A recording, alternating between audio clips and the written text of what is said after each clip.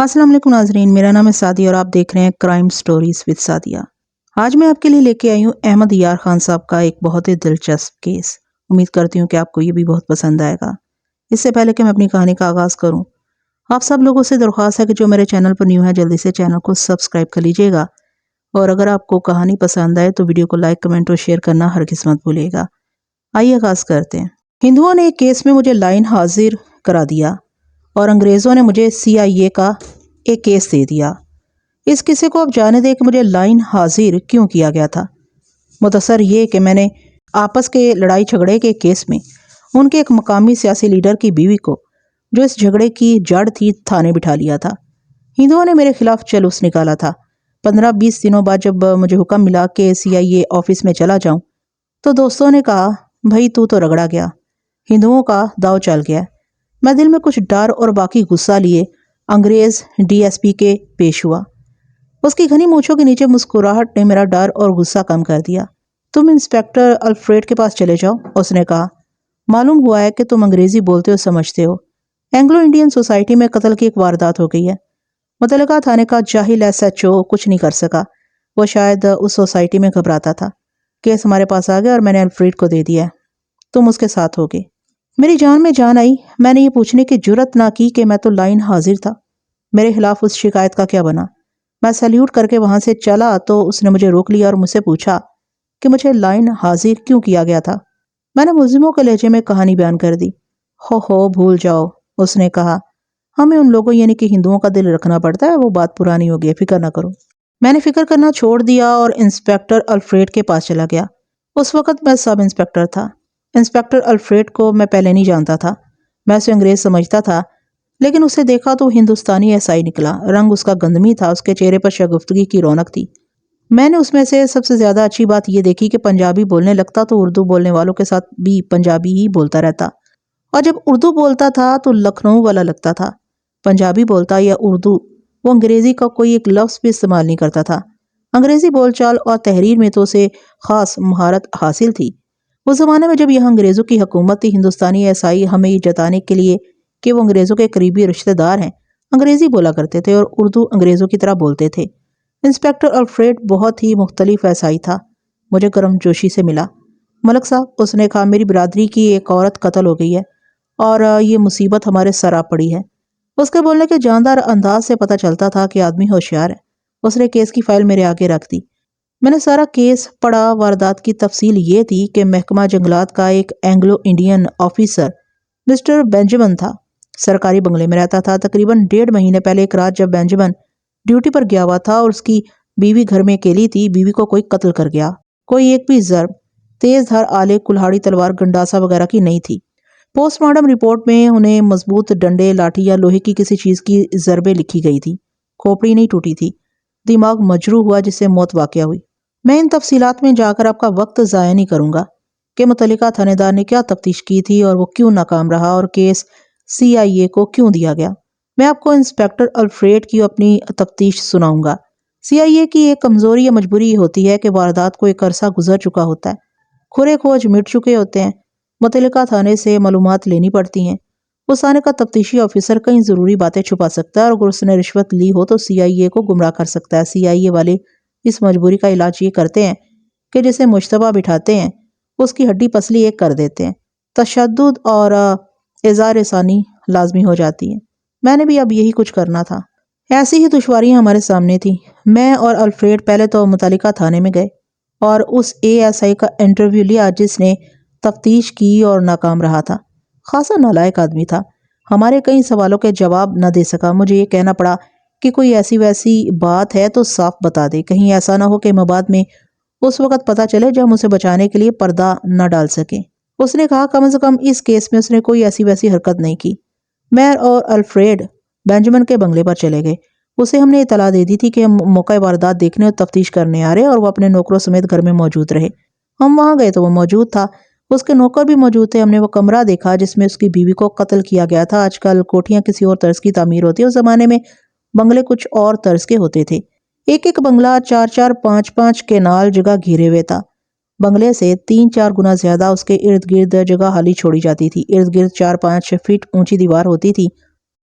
اتنی خالی جگہ میں گندم وغیرہ بیج کر آدھے سال کے لیے اناج اگایا جا سکتا تھا، لیکن بڑے افسر باغ لگاتے تھے اور چھوٹے افسر جو مالی اور ایک سے زیادہ نوکر نہیں رکھ سکتے تھے وہ اس خالی جگہ کو خالی ہی رہنے دیتے تھے۔ بینجامن چونکہ محکمہ جنگلات کا آفیسر تھا، اس لیے اس نے بنگلے کے ارد گرد دیوار کے اندر پودوں اور درختوں کا جنگل اگا رکھا تھا۔ ویسے بھی وہ اچھے ذوق و شوق کا آدمی معلوم ہوتا تھا۔ اس کی عمر چہرے اور جسم کے لحاظ سے 30 سال لگتی تھی۔ پوچھا تو اس نے بتایا کہ وہ 37 سال کا ہے۔ اس کا رنگ گورا اور آنکھیں شربتی رنگ کی تھی۔ جسم بہت اچھا اور وہ خوبصورت آدمی تھا۔ بات انگریزی میں کرتا تھا، مسکراتا زیادہ تھا۔ اس کے بولنے کے انداز میں اثر تھا، معلوم نہیں ہوتا تھا کہ اس میں ہندوستانی خون بھی ہے۔ اس نے ہمیں واردات والا کمرہ دکھایا۔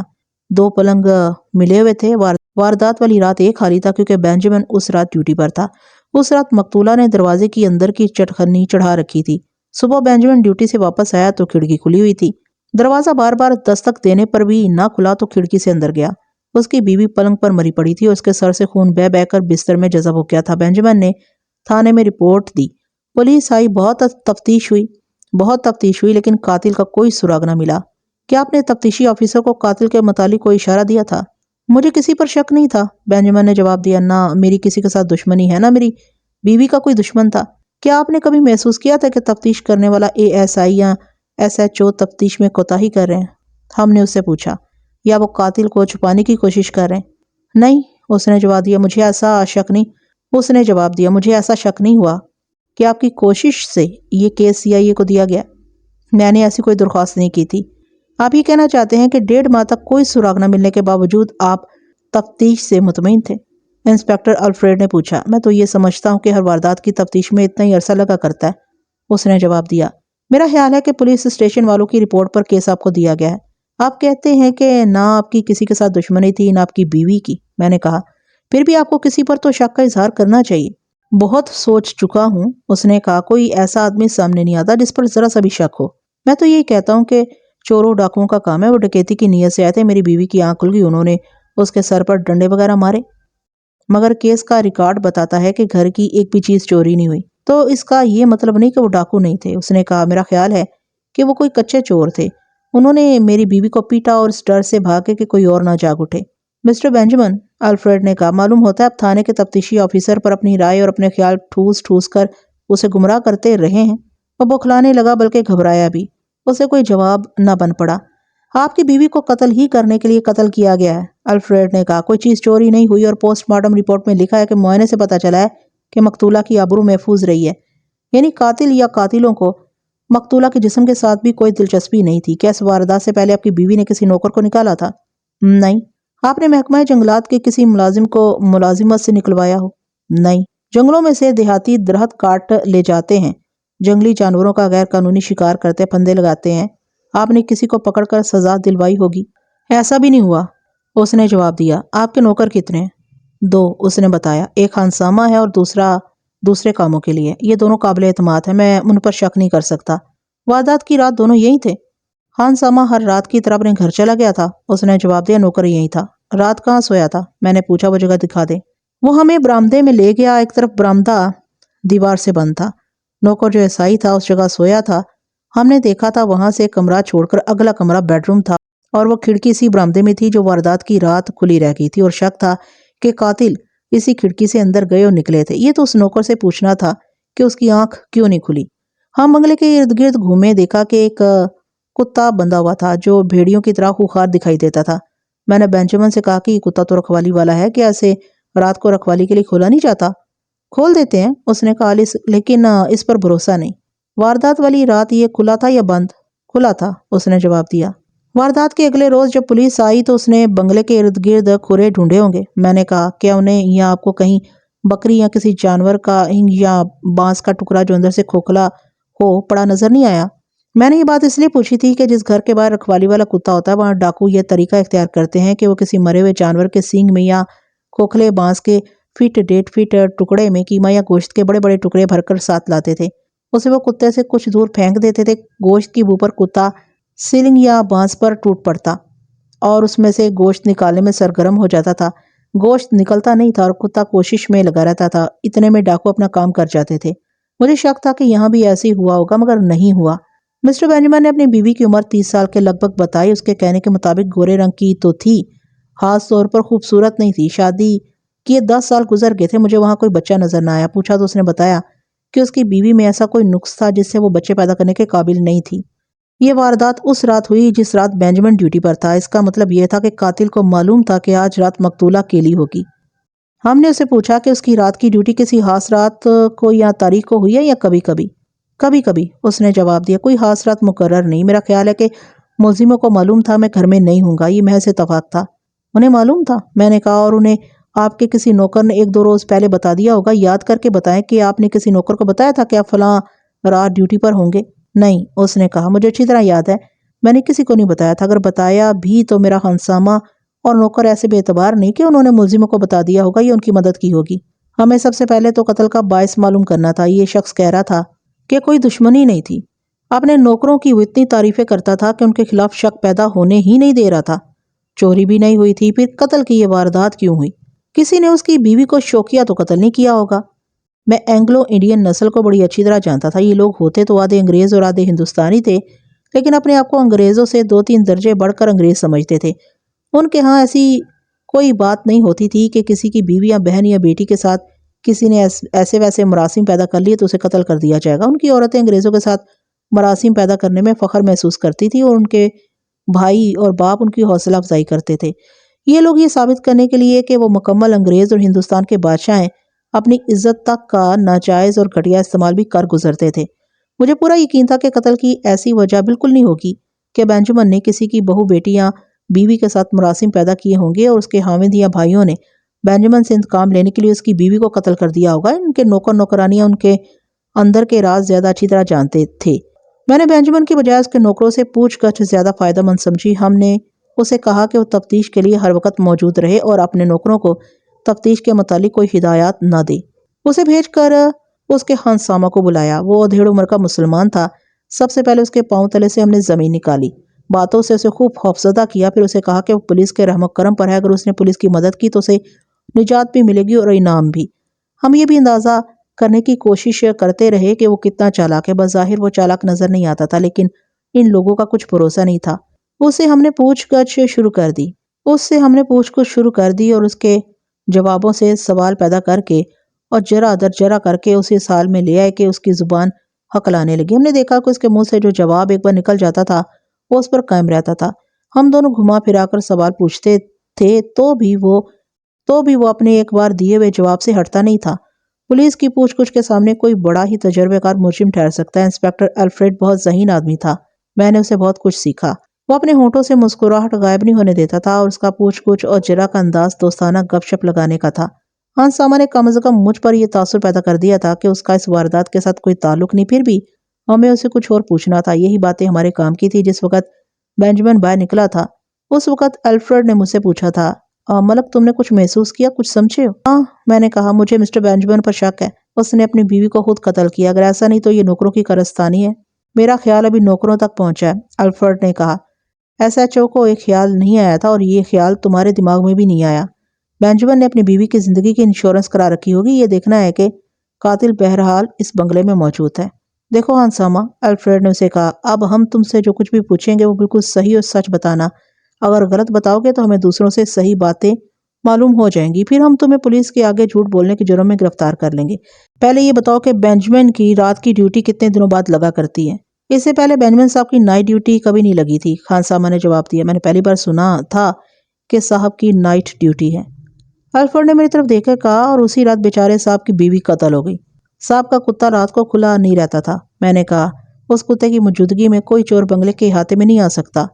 کتا رات کو کھلا رہتا تھا، خانسامہ نے جواب دیا۔ جس رات یہ واردات ہوئی اس رات کتا شاید نہیں کھولا گیا تھا۔ شاید کیوں؟ میں نے پوچھا، کیا تمہیں یقین نہیں؟ شاید کا مطلب یہ ہے جی، اس نے بتایا کہ میں رات 10:30 بجے کے بعد بنگلے سے فارغ ہو کر اپنے گھر چلا جایا کرتا ہوں۔ کتا 8 بجے رات کو کھول دیا جاتا تھا۔ ہر رات نوکر کتا کھلا چھوڑ دیتا تھا۔ اس رات میں 11 بجے کے قریب بنگلے سے نکلا۔ میں نے دیکھا تو کتا بندھا ہوا تھا۔ میں صبح آیا تو پتا چلا کہ میم صاحب قتل ہو گئی ہے۔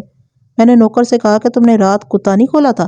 اس نے کہا کہ کھولا تھا۔ میں نے اسے کہا کہ 11 بجے تک تو بندھا ہوا تھا۔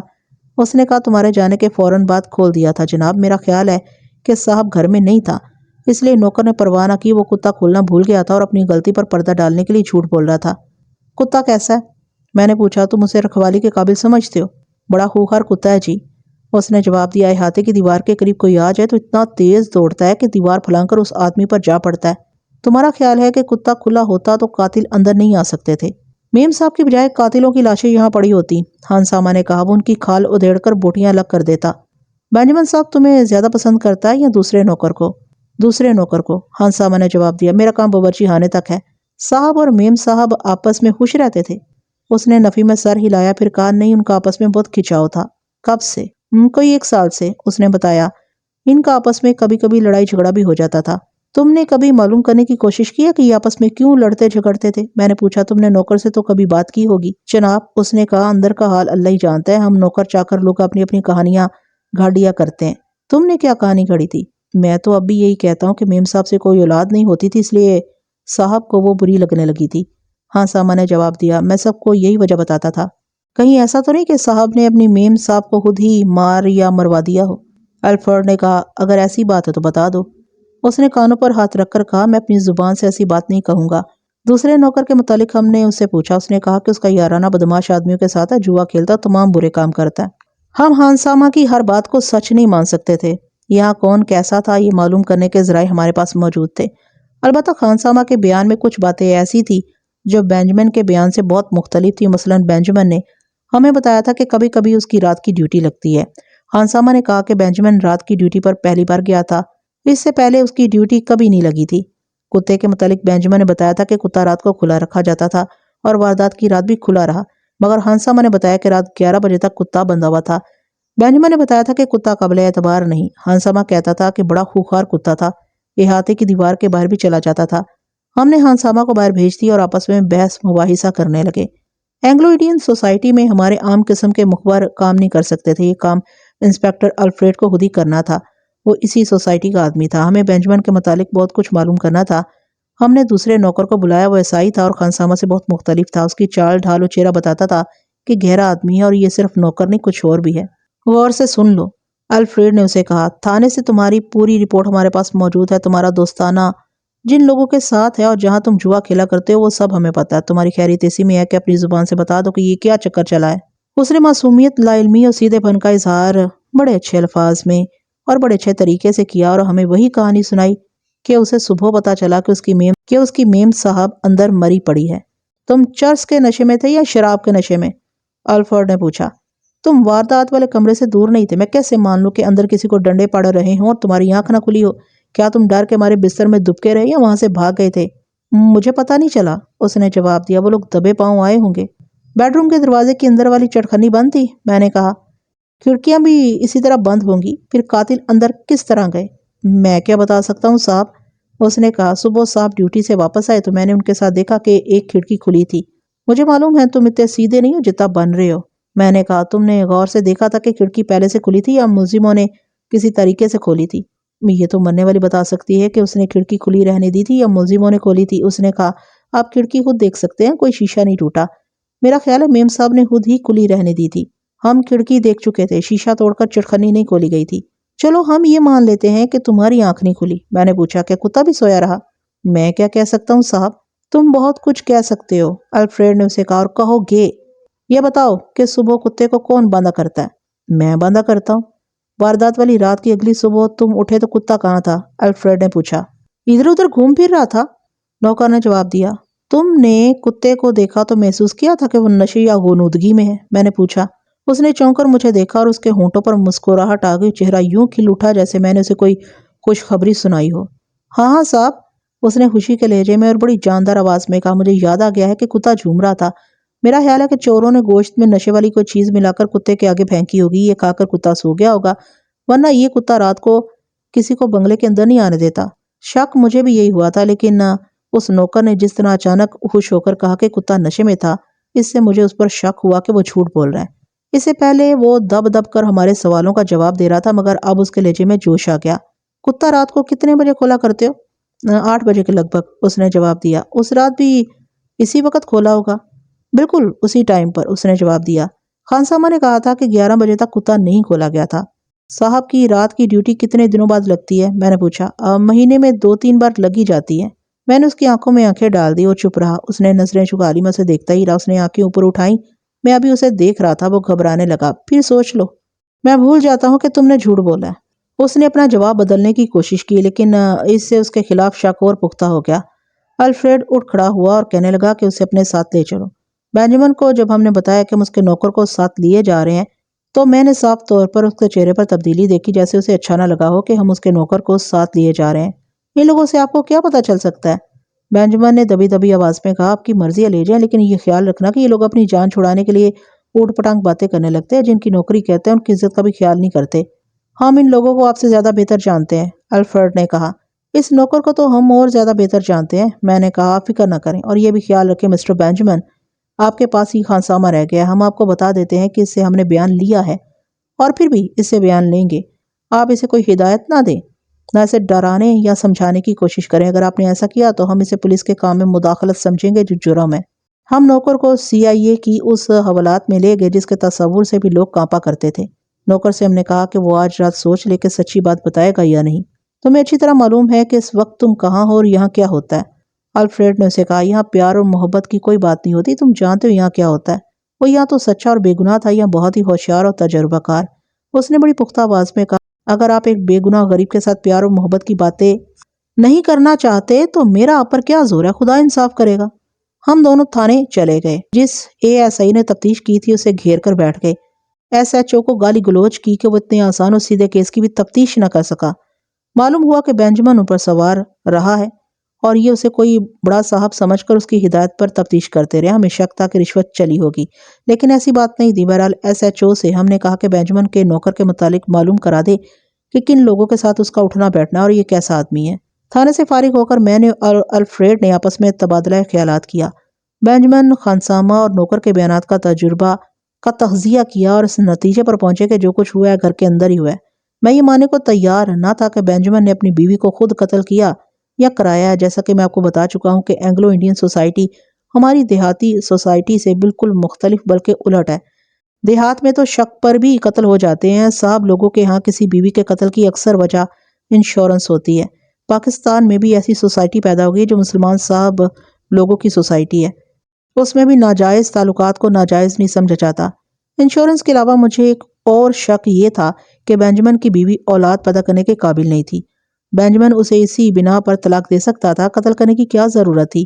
الفریڈ کو بینجمن پر بھی شک تھا، لیکن وہ بڑے پختہ شک کا اظہار نوکر پر کرتا تھا۔ کہتا تھا کہ بینجمن گھر سے غیر حاضر تھا اور نوکر اس کی بیوی کے کمرے میں بری نیت سے داخل ہوا۔ بیوی کی آنکھ کھل گئی۔ نوکر نے اس ڈر سے کہ یہ بینجمن کو بتا دے گی اسے سر میں ڈنڈے مار کر قتل کر ڈالا۔ ہم نے یہ پروگرام بنایا کہ کل نوکر سے کچھ پوچھنے سے پہلے بینجمن کو یہاں بلائیں گے، اسے پوچھیں گے کہ اس کے نوکر اس کے بیان سے مختلف بیان کیوں دے رہے ہیں۔ اس کے علاوہ ہمیں دو چیزیں اور دیکھنی تھی، ایک یہ کہ بینجمن نے اپنی بیوی کی انشورنس کرائی تھی یا نہیں، دوسرے اس کے محکمے سے پتہ کرنا تھا کہ واردات والی رات اس کی کیا ڈیوٹی تھی کہ وہ ساری رات گھر سے غیر حاضر رہا، اور یہ بھی کہ اس کی نائٹ ڈیوٹی لگتی رہتی ہے یا نہیں۔ الفریڈ نے کہا کہ وہ رات کو مخبری کرے گا۔ وہ عام قسم کا انسپیکٹر نہیں تھا، خوشحال خاندان کا پڑھا لکھا آدمی تھا۔ انہی اوصاف کی بدولت اسے CIA میں بھیجا گیا تھا اور بعد میں اسے انٹیلیجنس میں لگا دیا گیا تھا۔ ان دنوں ہندوستان میں جرمنی اور جاپان کے جاسوس بہت سرگرم تھے۔ وہ چلا گیا۔ اگلی صبح وہ کچھ دیر سے میرے پاس آیا، کہنے لگا رات کو وہ سوسائٹی کے لوگوں سے ملتا رہا ہے جس کا بینجمن فرد تھا۔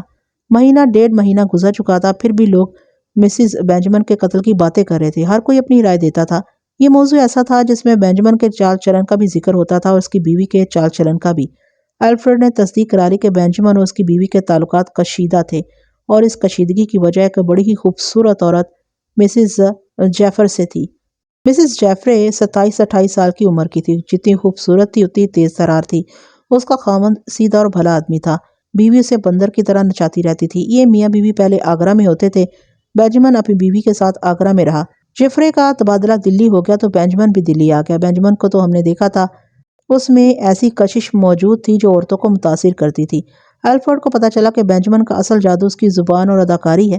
پہلے وہ کلب یا پارٹیوں میں اپنی بیوی کو ساتھ لے جایا کرتا تھا، پھر اس کی بیوی ہر محفل اور تقریب سے غائب ہونے لگی اور مسز جیفر اور بینجمن اکثر اکٹھے نظر آنے لگے۔ ان کی دوستی سکینڈل بن گئی۔ پھر یوں ہوا کہ مسٹر جیفر کا تبادلہ پھر آگرہ ہو گیا اور اس نے اپنی بیوی اور بینجمن کا تعلق توڑنے کے لیے خود ہی تبادلہ کرا لیا۔ کوئی 1 ماہ بعد خبر ملی کہ مسٹر جیفر اسپتال میں مر گیا ہے، وہ بیمار ہو گیا تھا۔ اس کی بیوی یہاں آ گئی اور بینجامن کے ساتھ اس کے تعلقات پھر شروع ہو گئے۔ بینجامن کی بیوی بہت پریشان رہتی تھی۔ الفریڈ کو اپنی سوسائٹی سے ایک اور اطلاع ملی جو ہمارے کسی کام نہیں آ سکتی تھی۔ خبر یہ تھی کہ 2 روز ہوئے مسز جیفرے کے گھر چوری ہو گئی تھی۔ صرف ایک اٹیچی کیس چوری ہوا تھا، اس میں 2 بڑے قیمتی ہیرے تھے، سونے کا ہار اور 3 انگوٹھیاں، کچھ نقد رقم تھی۔ اس چوری کے ساتھ ہمیں کوئی دلچسپی نہیں تھی۔ ہم یہ سوچنے لگے کہ کیا بینجامن نے مسز جیفرے کے ساتھ شادی کرنے کے لیے اپنی بیوی کو قتل کیا یا کرایا ہے، یا اس کی بیوی کے قتل کے ساتھ مسز جیفرے کی دوستی کا کوئی تعلق ہی نہیں۔ بینجامن کے نوکر کی یہ بات ہم ماننے کو تیار نہیں تھے کہ اس کے قریب سے قاتل کھڑکی میں سے اندر گئے اور اندر جا کر انہوں نے ایک عورت کو مارا اور نوکر کی آنکھ نہ کھلی۔ ہم بینجامن کے دفتر گئے، اس کے بڑے افسر سے ملے اور پوچھا کہ بینجامن واردات والی رات کس ڈیوٹی پر تھا۔ یہ افسر انگریز تھا۔ اس نے کہا کہ اس محکمے کے افسر دوروں پر جایا کرتے ہیں، ہر دورہ کم سے کم 2 دنوں کا ہوتا ہے۔ یہاں کسی افسر کی ایسی ڈیوٹی کبھی نہیں لگی جو شام سے صبح تک ہو۔ اس انگریز افسر کو معلوم تھا کہ بینجامن کی بیوی قتل ہو چکی ہے۔ ہم نے اس سے اپنا تعارف کرایا تھا اور اس نے ہم سے پوچھا کہ کیا ہمیں بینجامن پر شک ہے۔ شک کچھ ایسا ہی ہے، الفریڈ نے کہا۔ وہ کہتا ہے کہ اس رات وہ ڈیوٹی پر تھا۔ ہمیں یہ بھی معلوم کرنا ہے کہ اس نے اپنی بیوی کی انشورنس کرا رکھی ہوگی۔ جہاں تک اس کی نائٹ ڈیوٹی کا تعلق ہے، میں آپ کو تحریری طور پر بتا سکتا ہوں کہ اس کی کبھی نائٹ ڈیوٹی نہیں لگی۔ اس انگریز آفیسر نے کہا۔ اس کی بیوی کی انشورنس کے متعلق بھی آپ کو پتا چل جائے گا۔ افسروں کی تنخواہیں بینک میں چلی جاتی ہیں۔ اس نے اپنے اکاؤنٹنٹ کو بلایا، اسے کہا کہ وہ مسٹر بینجامن کا بینک اکاؤنٹ نمبر بتائے۔ ذرا سی دیر میں ہمیں یہ نمبر مل گیا۔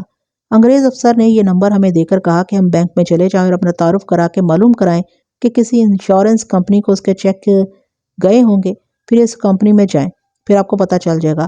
ہم جب وہاں سے اٹھے تو انسپیکٹر الفریڈ نے اس انگریز آفیسر سے کہا، کہنے کی ضرورت تو نہیں، آپ ایک ذمہ دار آفیسر ہیں اور آپ ایک انگریز آفیسر ہیں۔ میں اکاؤنٹنٹ کو بھی خبردار کر دوں گا کہ وہ مسٹر بینجامن کو پتہ نہ چلنے دے کہ آپ یہاں آئے تھے اور کچھ معلومات لی ہیں۔ اس نے الفریڈ کی بات سمجھتے ہوئے اس کی بات کاٹ کر کہا، میں آپ دونوں کے فرائض کا اپنے قانون کا احترام کرتا ہوں۔ وہ چونکا اور بولا، ذرا بیٹھ جائیں، شاید میں آپ کا کام آسان کر دوں۔ اس نے ٹیلی فون اٹھایا اور نمبر ملا کر بولا، مسٹر بینجامن میرے دفتر میں آ جاؤ۔ ہم بینجامن کو کسی اور طریقے سے جال میں لانا چاہتے تھے، لیکن اس صاحب نے ہمارے مشتبہ کو نہ جانے کیوں بلایا تھا۔ اس کے آنے سے پہلے انگریز آفیسر نے اکاؤنٹنٹ کو پھر بلایا، اسے کہا کہ بینجامن کو پتہ نہ چلے کہ اس کا اکاؤنٹ نمبر معلوم کیا گیا ہے۔ وہ اکاؤنٹنٹ کو کچھ دیر ہدایات جاری کرتا رہا۔ اکاؤنٹنٹ کے جانے کے فوراً بعد بینجامن آ گیا۔ میں نے دیکھا کہ اس کے چہرے کا رنگ اڑ گیا تھا۔ مسٹر بینجامن، انگریز نے پوچھا، جس رات آپ کی بیوی قتل ہوئی تھی، اس رات آپ کیسی نائٹ ڈیوٹی پر تھے؟ میں الفاظ میں اس حالت کا نقشہ پیش نہیں کر سکتا جو بینجامن کی ہوئی۔ 1-2 سیکنڈ کے لیے وہ مسکراتا اور سنجیدہ ہو جاتا۔ اس کا رنگ گورا تھا، یہ رنگ لاش کی طرح پھیکا سفید ہو گیا۔ اس کے افسر کو کہنا پڑا کہ مسٹر بینجامن بیٹھ جائیں، آپ کی طبیعت ٹھیک معلوم نہیں ہوتی۔ ہاں ہاں، اس نے کرسی پر بیٹھتے ہوئے کہا، بیوی کے قتل نے میرے اعصاب پر بہت برا اثر کیا ہے۔ جب بھی اس کے قتل کی بات ہوتی ہے میری یہی حالت ہو جاتی ہے۔ اب اطمینان سے میرے سوال کا جواب دیں۔ اس کے افسر نے کہا، میں دراصل گھر سے غیر حاضر تھا۔ اس نے کہا، پہلے جب تھانے والوں نے مجھ سے پوچھا تھا کہ میں اس رات کہاں تھا تو میں نے کہہ دیا کہ ڈیوٹی پر تھا۔ اس سے تو کوئی فرق نہیں پڑتا کہ میں کہاں تھا، اہم بات یہ ہے کہ میں اس رات گھر پر نہیں تھا۔ میں خاموش بیٹھا بینجامن کو دیکھ رہا تھا۔ باتیں الفریڈ کر رہا تھا۔ اس نے عقل سے کام لیا اور بینجامن کے انگریز آفیسر کو اس سے مزید کچھ پوچھنے سے روک دیا۔ یہ آپ کا دفتر ہے؟ الفریڈ نے انگریز آفیسر سے کہا، مسٹر بینجامن سے مزید تفتیش ہمارے دفتر میں ہوگی۔ میں آپ کی مدد اور تعاون کا شکریہ ادا کرتا ہوں۔ اگر آپ اجازت دیں تو میں مسٹر بینجامن کو اپنے ساتھ لے جاؤں۔ بینجامن بلبلا اٹھا، اپنے افسر سے کہنے لگا کہ آپ دیکھ نہیں رہے ہیں کہ یہ لوگ مجھے ذرا سی بات پر پریشان کر رہے ہیں۔ سوال یہ نہیں ہے کہ میں کہاں تھا، سوال یہ ہے کہ میری بیوی کا قاتل کہاں ہے اور وہ کون ہے۔ اس سے بھی ہم آپ کی ملاقات کرا دیں گے۔ میں نے کہا، آپ ہمارے ساتھ چلیں، وہ آپ کا انتظار کر رہا ہے۔ مسٹر بینجامن، اس کے صاحب نے کہا، یہ آپ کو گرفتار کر کے نہیں لے جا رہے، مجھے کہیں گے تو میں بھی ان کے ساتھ چل پڑوں گا۔ آپ آفیسر ہیں، اپنا رویہ افسروں جیسا رکھیں۔ اور ہم اسے اپنے ساتھ لے گئے۔ اسے CIA کے دفتر میں بٹھا کر میں اور الفریڈ اس کے بینک گئے۔ ایک انشورنس کمپنی کے نام اس کے چیک نکلے تھے۔ اس کمپنی میں گئے تو پتہ چلا کہ یہ اس کی اپنی انشورنس ہے۔ کمپنی والوں نے ہمارے کہنے پر ریکارڈ دیکھا، اس نے اپنی بیوی کی انشورنس نہیں کرائی تھی۔ وہاں یہ ایک ہی کمپنی نہیں تھی، ہمیں ابھی معلوم کرنا تھا کہ اس نے بیوی کی انشورنس کسی اور کمپنی میں کرائی ہے یا نہیں۔ ہم 4-5 گھنٹوں بعد واپس آئے۔ بینجامن آخر افسر تھا اور وہ اینگلو انڈین بھی تھا۔ اس نے ہمیں بڑے غصے میں کہا، میں کوئی گنڈا بدماش نہیں ہوں کہ آپ لوگ غائب ہو جائیں اور میں یہاں بیٹھا انتظار کرتا رہوں۔ مجھ سے جو پوچھنا ہے وہ پوچھو، میں اور زیادہ انتظار نہیں کر سکتا۔ ہم آپ ہی کے کام سے گئے تھے جناب۔ میں نے کہا، ہم آپ کی بیوی کے قاتل کو اس اتنے بڑے شہر میں ڈھونڈتے پھر رہے ہیں۔ اگر آپ جلدی جانا چاہتے ہیں تو ہم جو پوچھتے ہیں وہ جلدی بتا دیں۔ الفریڈ نے کہا، لیکن یہ خیال رکھنا کہ ہم پولیس کے لوگ ہیں، ہم ثبوت کے بغیر کسی بات کو سچ نہیں مانا کرتے۔ آپ یہ بتا دیں کہ آپ اس رات ڈیوٹی پر نہیں تھے تو کہاں تھے؟ جواب دینے سے پہلے یہ ذہن میں رکھ لیں کہ ہم وہاں جا کر تصدیق کرائیں گے کہ آپ نے رات وہاں گزاری ہے۔ اس نے اپنے ایک دوست کا نام لے کر کہا کہ اس کی بیوی امبالہ گئی تھی۔ وہ اس دوست کے ہاں گیا تو اس نے اسے وہیں روک لیا۔ اس نے اس دوست کا پتہ بھی دے دیا جو میں نے لکھ لیا۔ آپ نے یہ کیوں کہا تھا کہ آپ کی نائٹ ڈیوٹی لگی رہتی ہے؟ اس سے میرے خلاف یہ شک تو پیدا نہیں ہو سکتا کہ میں نے خود ہی اپنی بیوی کو قتل کیا ہے، اس نے جواب دیا۔ چلیے میں اب کہہ دیتا ہوں کہ میری نائٹ ڈیوٹی کبھی نہیں لگی۔ میں چونکہ تھانے میں کہہ چکا تھا کہ میں قتل کی رات ڈیوٹی پر تھا، اس لیے میں اسے نہایت معمولی بات سمجھ کر اسی پر قائم رہا۔ کہ آپ اپنے نوکر کو خاص طور پر کہہ گئے تھے کہ آج رات کتا نہ کھولے؟ مجھے یاد نہیں، اس نے جواب دیا۔ آپ صبح کتنے بجے گھر گئے تھے؟ الفریڈ نے کہا۔ اب جواب ذرا زیادہ سوچ کر دینا، ہم آپ کے نوکروں سے بہت کچھ پوچھ چکے ہیں اور آپ کا ایک نوکر ہماری حوالات میں بند ہے۔ اس نے اچھل کر کہا، حوالات میں بند ہے؟ مسٹر بینجمن، میں نے اسے کہا، آپ سے ایک پوچھ گچھ تھانے والوں نے کی تھی، دوسری ہم نے کل کی۔ آپ کے نوکروں کے بھی بیان تھانے والوں نے لیے تھے اور ہم نے بھی لیے ہیں۔ آپ کے بیان آپ ہی کے خلاف جا رہے ہیں۔ اگر آپ اس واردات میں ملوث نہیں تو آپ کا نوکر اس میں شامل ہے۔ ہم آپ کے اس جواب کو بالکل تسلیم نہیں کریں گے کہ مجھے یاد نہیں۔ آپ نے اس نوکر کے متعلق آپ کا کیا خیال ہے؟ الفریڈ نے پوچھا۔ آپ کہتے تھے کہ یہ بڑا اچھا اور قابل اعتماد نوکر ہے۔ میں تو اب بھی اسے اچھا ہی کہوں گا، اس نے کہا۔ میں وہ ساری باتیں نہیں لکھ سکتا جو ہمارے اس کے درمیان ہوئی۔ واقعی وہ زبان کا جادو چلانا جانتا تھا، لیکن پولیس کے جال میں کوئی جادو نہیں چلا کرتا۔ اس کی زبان ہکلانے لگی تھی۔ ہم اسے کہتے تھے کہ وہ کہہ دے کہ اسے نوکر پر شک ہے، مگر وہ نوکر کے خلاف بات نہیں کرتا تھا۔ اتنی لمبی پوچھ گچھ میں اس نے اپنے خلاف شک خاصا پکا کر دیا۔ ہم نے ابھی اسے وہ باتیں نہیں بتائی تھیں جو اس کے نوکر اور خانسامہ کے بیانوں میں اختلاف بلکہ تضاد پیدا کرتی تھی۔ مسٹر بینجمن، الفریڈ نے اسے کہا، آپ گھر نہیں جا سکیں گے۔ ہم آپ کے بیانوں سے مطمئن نہیں۔ ابھی ہمیں آپ سے بہت کچھ معلوم کرنا ہے جو آپ چھپانے کی کوشش کریں۔ ہم آپ کو حراست میں نہیں لے رہے چونکہ آپ ہمارے ساتھ تعاون نہیں کریں، اس لیے ہمیں ادھر ادھر سے کچھ معلومات لینی ہے۔ آپ اتنی دیر میں سوچ لیں کہ آپ کو ہمارے ساتھ یہی رویہ قائم رکھنا ہے یا اس میں تبدیلی لائیں گے؟ وہ بہت تڑپا، لیکن ہمارے چنگل سے وہ کیسے نکل سکتا تھا؟ ہم اسے ایک ASI کی ذمہ داری پر چھوڑ کر چلے گئے۔ ہم اس کے دوست کے اس پتے پر چلے گئے جو اس نے ہمیں دیا تھا۔ وہ گھر مل گیا، ہم نے اپنا تعارف کروایا تو اس نے ہمیں اندر بٹھا لیا۔ ہم نے اسے قتل کی رات یاد دلائی اور پوچھا کہ کیا بینجمن اس رات اس کے گھر سویا تھا؟ اس نے کہا اس رات وہ بہت دیر سے اس کے گھر آیا تھا۔ تقریباً کتنے بجے آیا تھا؟ 9 اور 10 بجے کے درمیان۔ کیا آپ نے اسے کہا تھا کہ یہاں ہی سو جائے؟ الفریڈ نے پوچھا۔ یا اس نے خود ہی یہاں رات گزارنے کو کہا تھا؟ وہ سوچ میں پڑ گیا۔ یہ ذہن میں رکھ کر جواب دیں کہ ہم تفتیش کر رہے ہیں۔ میں نے کہا آپ کے منہ سے نکلی ہوئی بات آپ کے خلاف استعمال ہو سکتی ہے۔ مسٹر بینجمن ہماری حراست میں ہے۔ اس نے چونک کر مجھے دیکھا اور کہنے لگا، مجھے غلط بات کہنے کی کوئی ضرورت نہیں۔ بات یوں ہوئی تھی کہ بینجمن آیا۔ اس نے کھانا غالباً کلب میں کھایا تھا۔ گپ شپ لگانے لگا۔ میں چاہتا تھا کہ وہ چلا جائے۔ وہ چپ ہو کر مسکرایا اور بولا، دراصل مجھے کسی کا انتظار تھا۔ میری بیوی 2-3 دنوں کے لیے امبالہ چلی گئی تھی۔ بینجمن جانے کے موڈ میں معلوم نہیں ہوتا تھا۔ وہ میرا دوست ہے۔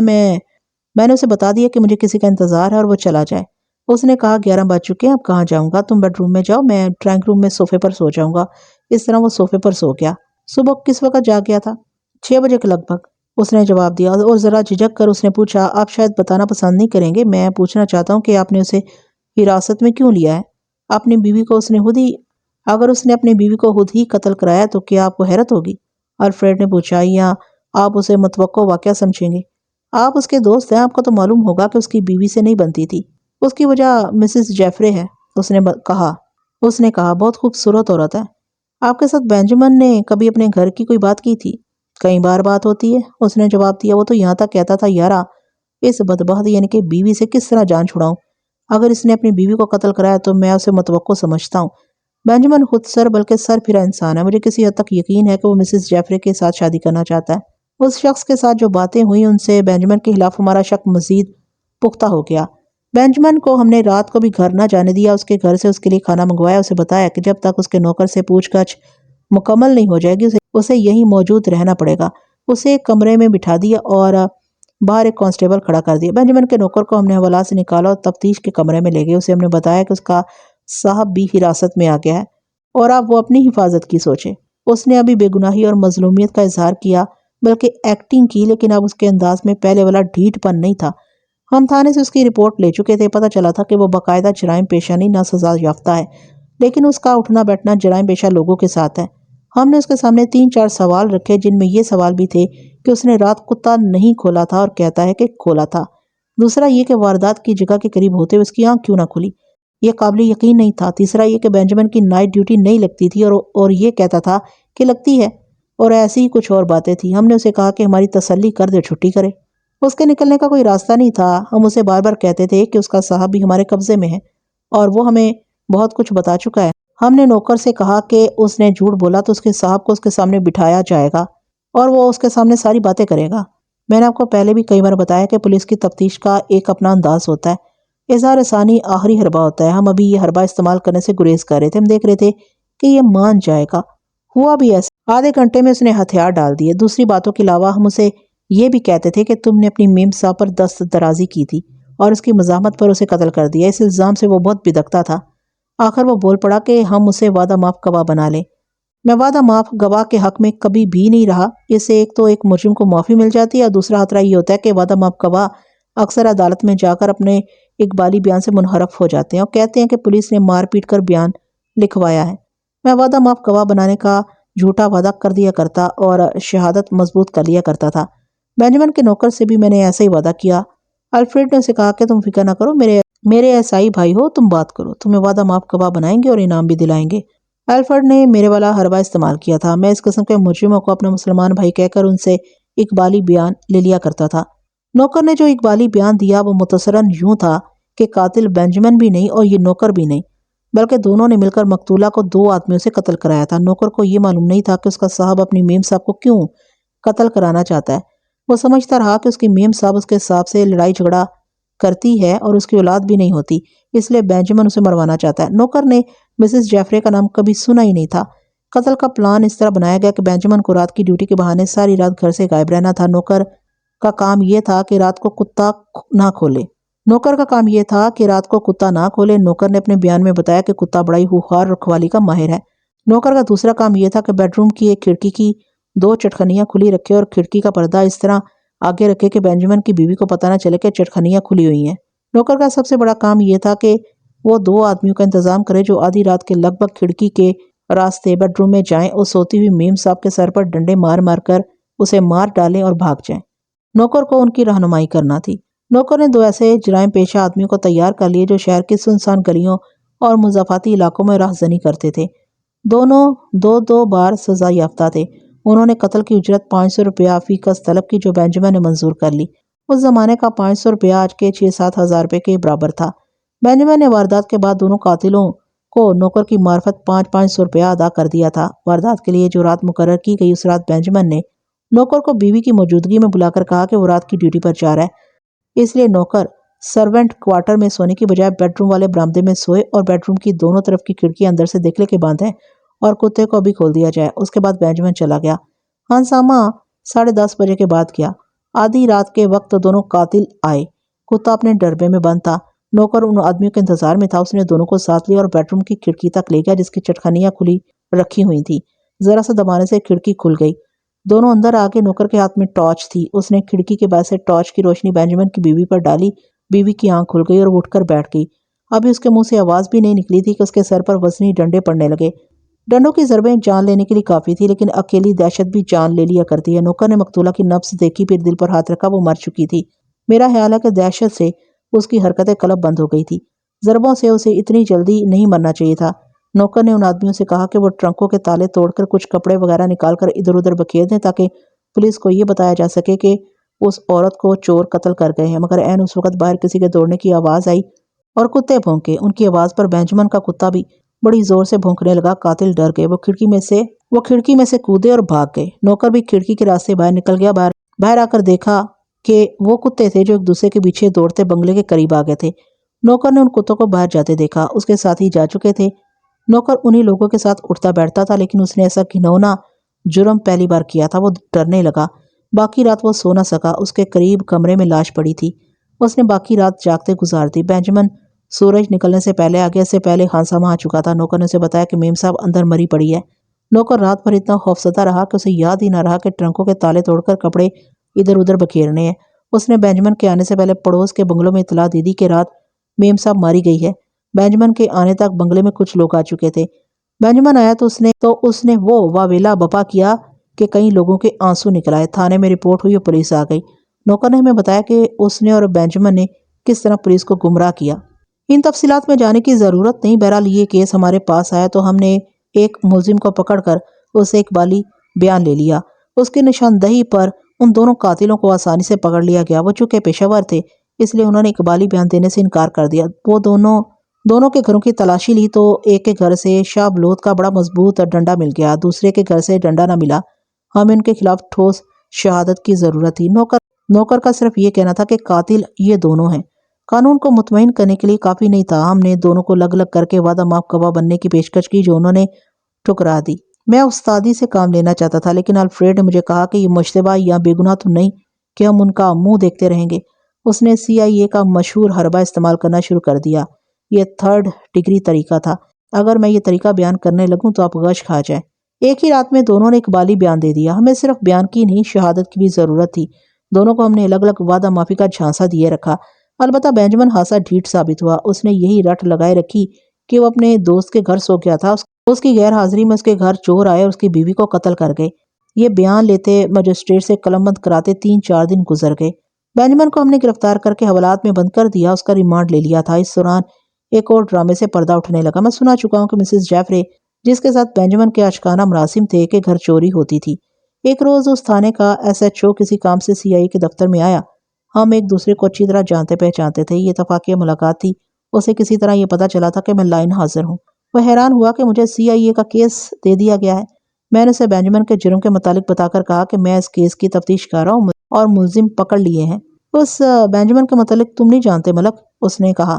ایک انگریز عورت مسز جیفرے کے گھر چوری ہو گئی ہے۔ میں اس کی تفتیش کر رہا ہوں۔ یہ عورت دیکھنے کے قابل ہے، جوانی میں بیوہ ہو گئی ہے۔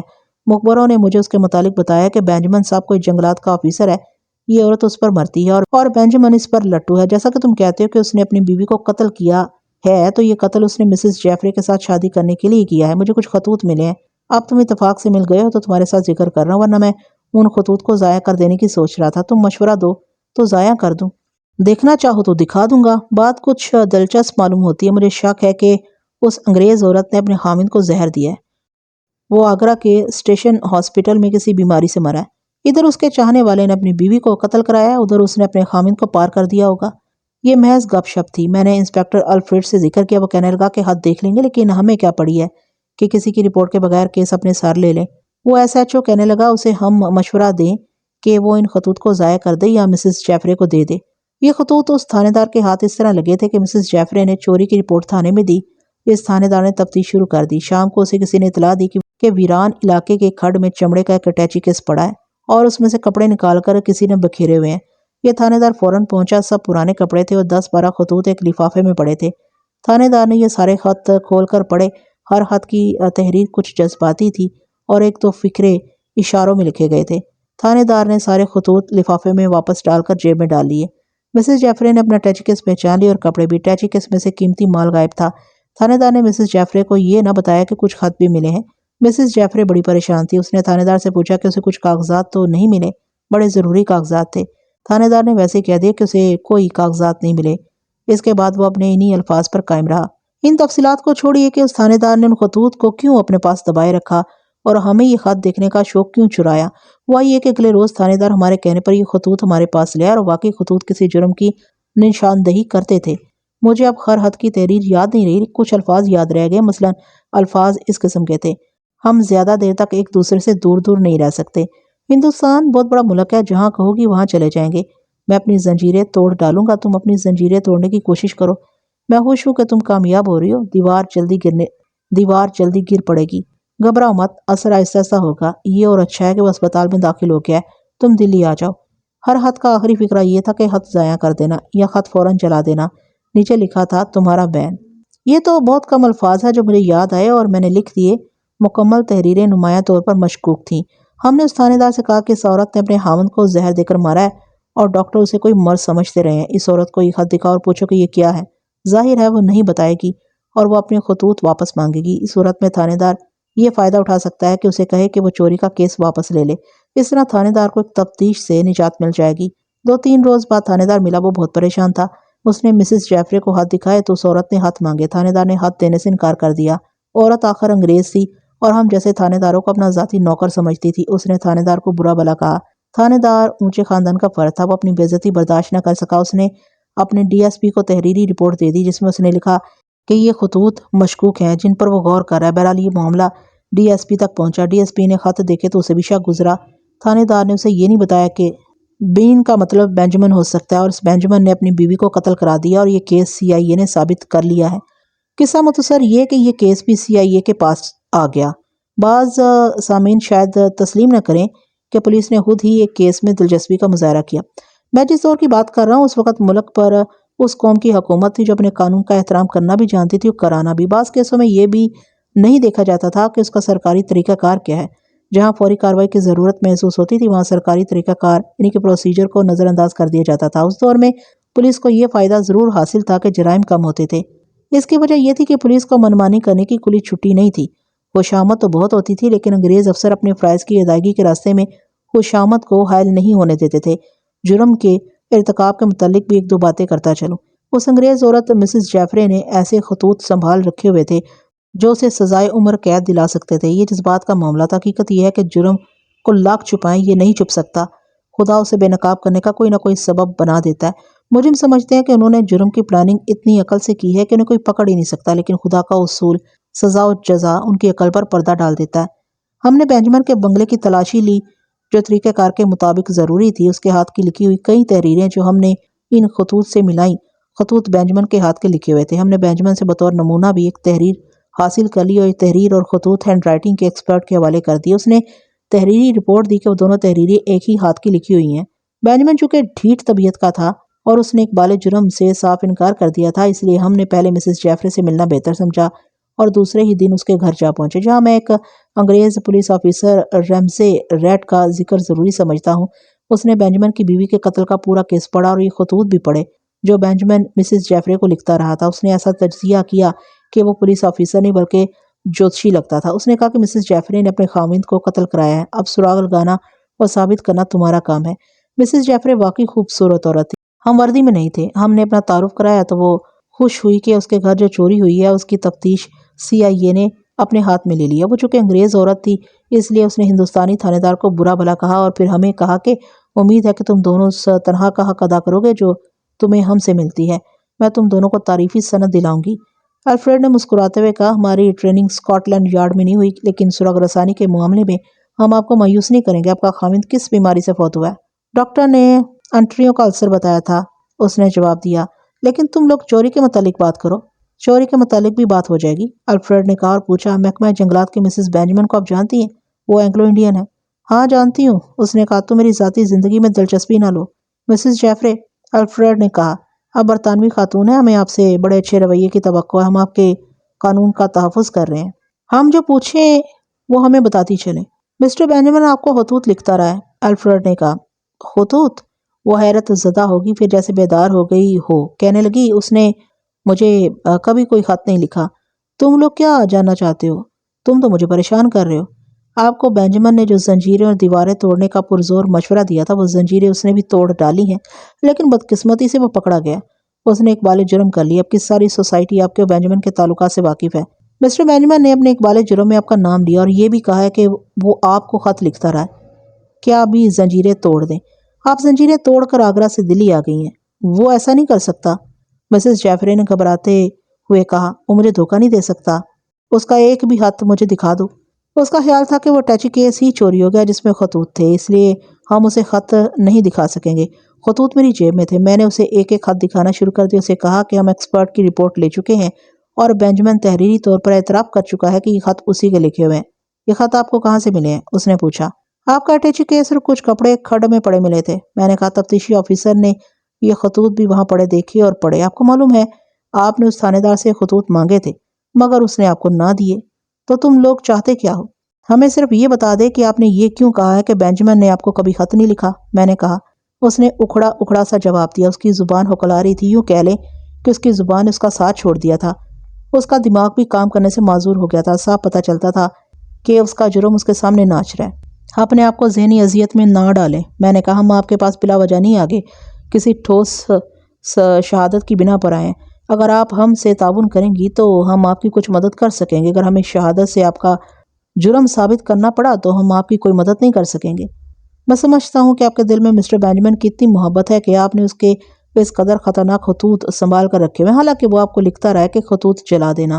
الفریڈ نے کہا لیکن مسٹر بینجمن کو دیکھیے جس نے ساری کہانی بیان کر دی ہے، اس کی حالت یہ ہوگی جیسے فیصلہ نہ کر سکتی ہو کہ کیا کرے۔ میں نے اور الفریڈ نے اس پر سوالوں کے یوں حملے شروع کر دی جیسے تیروں کی بوچھاڑ کی جاتی ہے۔ وہ ڈولنے لگی۔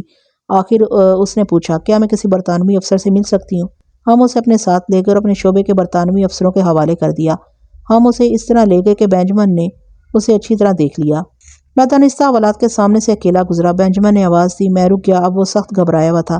یہ مسز جیفرے کو دیکھ لینے کا نتیجہ تھا۔ اسے کیوں یہاں لائے ہو؟ اس نے پوچھا۔ وہ اقبال جرم کر چکی ہے۔ میں نے کہا۔ خطوط میں سے ایک خط کھول کر اسے دکھا اور کہا، اس نے آپ کے خطوط ہمارے حوالے کر دیے ہیں۔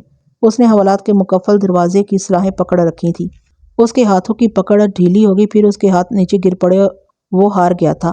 مسٹر بینجمن، میں نے اسے رازداری کے لہجے میں کہا، اب بھی آپ کے لیے تھوڑا سا موقع ہے، اقبال جرم کر لیں، ہم آپ کی مدد کریں گے، کوئی راستہ نکالیں گے۔ آپ دیکھ رہے ہیں کہ آپ کے خلاف شہادت مکمل ہے۔ جس عورت کی خاطر آپ نے اپنے آپ کو پھانسی کے تختے پر کھڑا کیا ہے، اس نے آپ کو دوہرے قتل کا مجرم ثابت کر دیا ہے۔ میں اور الفریڈ ہوا میں تیر چلا رہے تھے، لیکن یہ تیر تھے، تکے نہیں تھے۔ ایسے تیر چلانے کے لیے بھی عقل اور تجربہ چاہیے۔ ہمارے تیر کام کر گئے اور بینجمن مسز جیفرے سے انتقام لینے کی خاطر اقبال جرم کے لیے تیار ہو گیا۔ میں نے اسے حوالات سے نکالا اور کمرے میں لے گیا۔ الفریڈ کو بھی بلا لیا۔ بینجمن نے جو بیان دیا وہ بہت لمبا تھا۔ آپ کے مطلب کی کہانی یہ تھی کہ مسز جیفرے جب اپنے خاوند کے ساتھ دلی میں تھی تو اس کی ملاقات بینجمن سے ہوتی اور یہ شخص اس کے دل میں اتر گیا۔ اس انگریز عورت کا خاوند سیدھا سادہ اور بھلا آدمی تھا۔ بینجمن کے دل میں بھی مسز جیفرے کی محبت پیدا ہو گئی۔ وہ ملتے ملاتے رہے اور محبت جنون کی صورت اختیار کر گئی۔ مسٹر جیفرے کا تبادلہ آگرہ ہو گیا تو بینجمن نے بھی وہیں تبادلہ کرا لیا۔ ایک روز مسز جیفرے نے بینجمن کو بتایا کہ اس کے خاوند نے اسے کہا ہے کہ وہ بینجمن سے ملنا چھوڑ دے۔ اس پر ان میں لڑائی جھگڑا ہوا۔ مسٹر جیفرے نے اپنی بیوی سے کہا کہ وہ اسے طلاق نہیں دے گا۔ اگر مسز جیفرے نے کورٹ میں جا کر طلاق کا مطالبہ کیا تو خاوند اسے قتل کرا دے گا۔ اس کے بعد میاں بیوی میں آئے دن تو تکرار ہونے لگی۔ بینجمن نے مسز جیفرے سے کہا کہ وہ اسے ایسا زہر لا دے گا جو فوراً ہلاک نہیں کرتا بلکہ ایسی بیماری پیدا کرتا ہے جس سے یہ شک نہیں ہوتا کہ اس شخص کو زہر دیا گیا ہے۔ مسز جیفرے ایک تو خاوند کے خلاف جلی بنی بیٹھی تھی، دوسرے وہ بینجمن کی محبت میں پاگل ہوئی جا رہی تھی۔ اس نے بینجمن سے کہا کہ وہ اسے زہر لا دے۔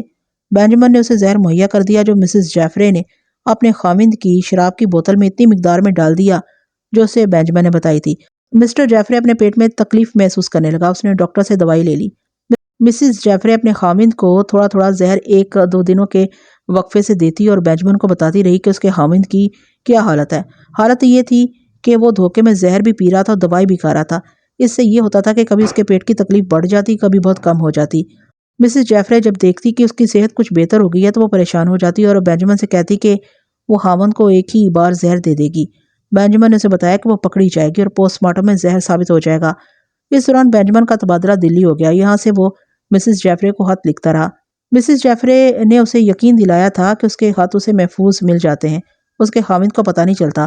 بینجمن کو معلوم نہیں تھا کہ مسز جیفرے خطوط ضائع کرنے کی بجائے سنبھال کر رکھ رہی ہے۔ مسز جیفرے بینجمن کو خط لکھتی تھی، بینجمن خط پڑھ کر پھاڑ ڈالتا تھا۔